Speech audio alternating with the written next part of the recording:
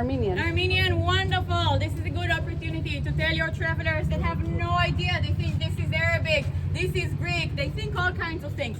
So you explain to them, Hebrew is written right to left, Arabic is written right to left. What is this? And they have no idea, and you tell them, great, it's Armenian. And this is a great way to connect them to the alphabet and to understand how many different languages we have here. Now we have here a sign of explanation. Don't let them read it, because you want to tell them the story, right? Okay, so we have here an Armenian convent. This is a good opportunity to talk to them about Armenian population. The Armenian population. When did Armenian denomination even start? This is all things that you guys know, right? You spoke about Christianity. Yeah, but Still. we speak about Okay. Armenian. So I'll do that. Okay, once upon a time, Christianity kind of began after the crucifixion of Christ. There were small communities. One day, this guy, what's his name? That Roman ruler? Titus. أنا واحد. No, after Hadrian. Constantine. wakes Constantine. up and he decides, okay, now my Roman Empire will become Okay. Christian. And in the beginning, everyone was the same type of Christian. And then they started having all these conferences. In one of these conferences, one of the earliest conferences, The they, Edict of Milan. which one? Edict of Milan. I don't remember. It's the, I think it's this one. The 400. 400. Whatever. It doesn't matter. One of these 443. early conferences, there will be many denominations that will declare themselves independent. Ever since the 5th century, the Armenians have been an independent denomination of Christianity. And one of the reasons was they were the first nation to accept Christianity. Not the first, as, not the first. Not the first. But Armenians were the first. They pronounce.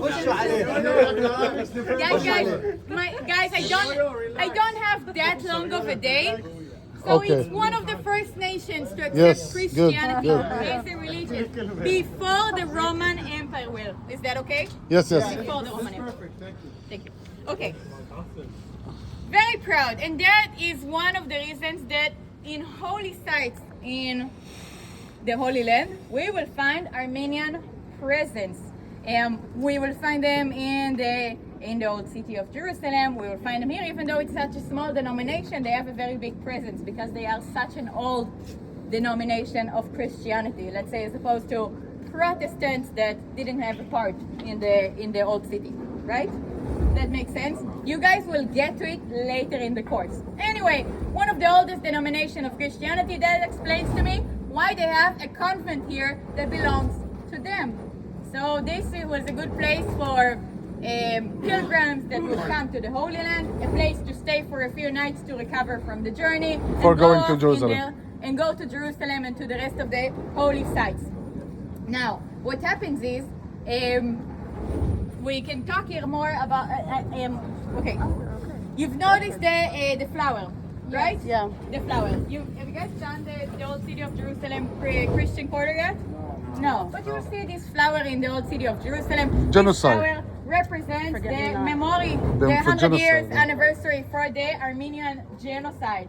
Now, It's called the forget-me-not flower. the forget-me-not flower. Okay, so the conflict between the Armenians and the Turks is during World War I. The Turks will say, no, this was not a genocide. It was just a part of the war. Not that many people died. And we invited some Armenians to go to other parts of our empire, such as Palestine, right? A lot of Armenians made their way to where their families were in the old city of Jerusalem and in other parts of the city. Anyway, so we have here the flower. Now, why did I say a conflict? Some countries in the world do not acknowledge the fact it was a genocide, such as the state of Israel. How embarrassing. In fact, no one really heard about this genocide too much until one day, but a lot of Armenians fled Armenia and went to America. In America, a lot of them settled in a place called LA. LA represents Kim Kardashian. Little Armenia. It's right. Armenia. Right, that's right. Now, some people became lawyers and had a daughter called Kim Kardashian. And Kim Kardashian is not really a character I like talking about, but Kim Kardashian got married with a guy called Kanye West, and they had a daughter called Northwest. Northwest. Oh my God.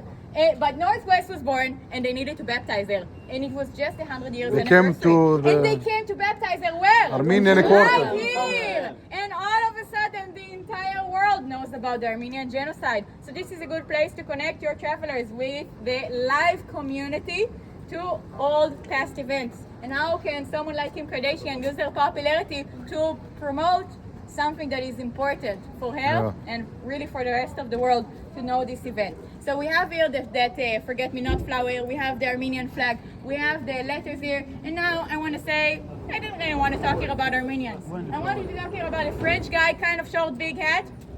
Napoleon. Have you guys spoke about Napoleon yet? We spoke about it in Akku.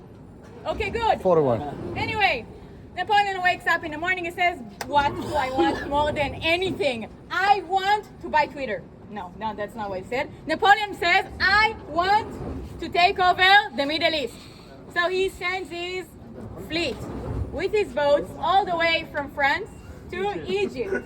In Egypt, he is going to leave his boats and he's going to continue walking by foot, taking over every town and every village he gets to. And he gets to the city of Jaffa and he's stopped because Jaffa is surrounded by Walls. walls. Who has time for walls? So Napoleon, I'm making this story a little bit shorter, yes? He's coming up to the gate. He says, knock, knock, people of Jaffa. Bonjour, my name is Napoleon. I came to take over the city. Open the gates. And they say, you're welcome. no. No.